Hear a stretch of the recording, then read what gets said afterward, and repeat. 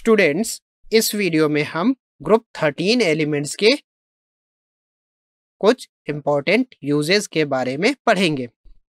यदि हम बोरॉन की बात करें तो बोरॉन्स को फर्नेसेस में as a refractory material use करते हैं, क्योंकि बोरॉन का मेल्टिंग पॉइंट काफ़ी हाई होता है और यह काफ़ी हाई टेम्परेचर बियर कर सकता है।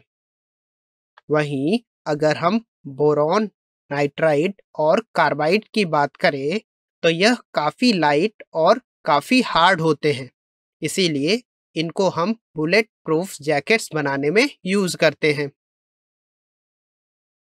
बोरॉन के अलॉयज को हम एरोप्लेन के कंपोनेंट्स बनाने के लिए भी यूज़ करते हैं।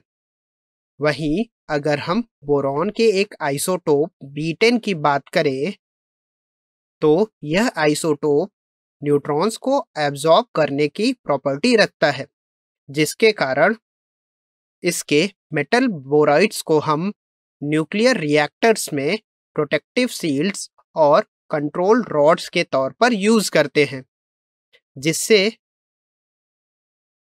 कंट्रोल रॉड्स की हेल्प से ही हम न्यूक्लियर रिएक्शंस को कंट्रोल कर पाते हैं। वहीं अगर हम बोरैक्स और अर्थोबोरिक एसिड की बात करें तो इनको हम ग्लास वूल बनाने में यूज करते हैं। ये ग्लास वूल बहुत ही अच्छे इंसुलेटर्स होते हैं, इसीलिए इनको हम इंसुलेशन कोटिंग्स के लिए यूज करते हैं। इनकी हेल्प से बनने वाले ग्लास काफ़ी हीट रेजिस्टेंट होते हैं और इनकी हेल्प से हम फाइबर ग्लासेस बनाते हैं। फाइबर ग्लास का यूज हम फायर प्रूफ जैकेट्स बनाने में करते हैं।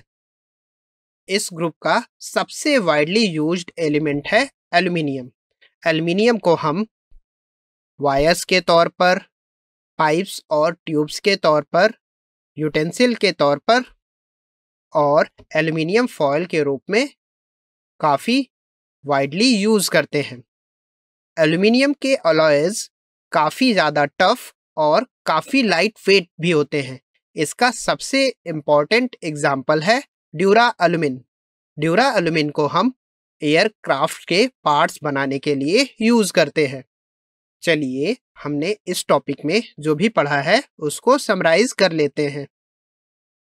इस टॉपिक्स में हमने पढ़ा है कि अगर हम बोरैक्स को हीट करते हैं तो हमें एनहाइड्रस बोरैक्स या फिर कहें बोरैक्स ग्लास मिलता है। फिर अगर हम इस बोरैक्स ग्लास को फर्दर हीट करते हैं तो हमें सोडियम मेटाबोरेट और बोरिक ऑक्साइड मिलता है, जिसको हम बोरैक्स बीड भी कहते हैं। अगर हम बोरैक्स की रिएक्शन अमोनियम क्लोराइड से कराएं तो यह हमें बोरॉन नाइट्राइड और बोरिक ऑक्साइड देता है। साथ ही साथ और यहाँ पर बनने वाला बोरॉन नाइट्राइड ग्रेफाइट जैसा स्ट्रक्चर रखता है, इसीलिए हम इसको इनऑर्गेनिक ग्रेफाइट भी कहते हैं। अगर हम बोरैक्स को बेस के साथ रिएक्ट कराते हैं तो यह हमें सोडियम मेटाबोरेट देता है।